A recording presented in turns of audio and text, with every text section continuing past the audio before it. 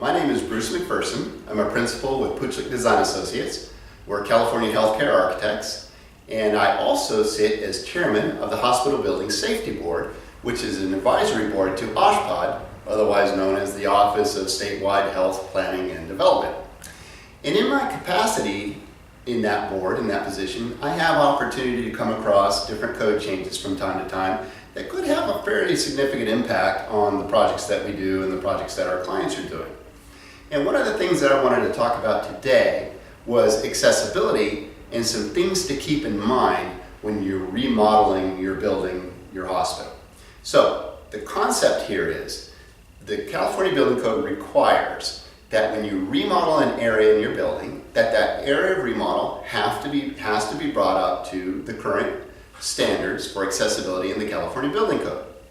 Not only the area of the remodel, however, but also the path of travel from your entry to the area of remodel has to be brought up to the current regulations for accessibility. And that path of travel includes the front door, the pathway to your area of remodel, the public toilets, the public drinking fountains, if there's an elevator. These kind of components are included in that path of travel. Now, what's interesting, the California Building Code in section 11B-202.4 exception 2 allows that if your path of travel components met the requirements of the immediately preceding code cycle, then you would not have to upgrade them. So that's great news.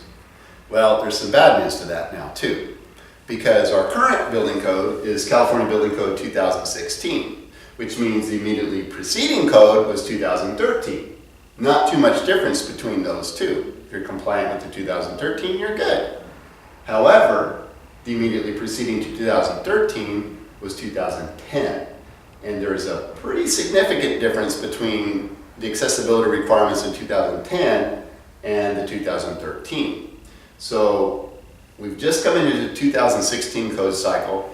You could come up with some significant changes that have to occur in this path of travel concept. As an example, I want to touch on one right here.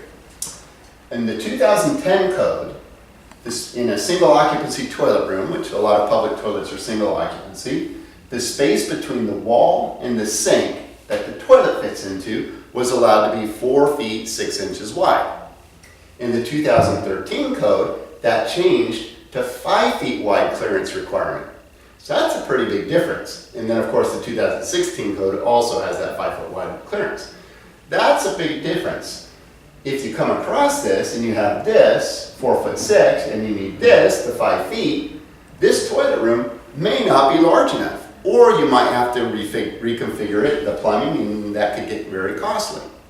So the point of this is, it's vital that when you're remodeling your building, that you come up with a compliance plan of how you're going to achieve compliance for these path of travel components, knowing what they are, knowing how they fit in. Document that compliance so that when you go to the city or OSHPD or your jurisdiction having authority, they know and you know what's compliant and what isn't.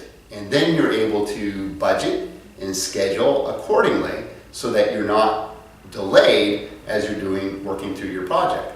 The last thing you want to have happen is if you go to the building department, you've designed this thing, you go to the building department and they start coming up with this stuff that's non-compliant, that can delay your approvals, or worse yet, during construction, if the inspector starts coming up with things that are non-compliant, which then has to go back and get re-reviewed and re-approved and really throw off your budget and schedule. If you want more information about this, give me a call or send me an email. My information is linked in the box, and I look forward to talking to you. Thank you very much.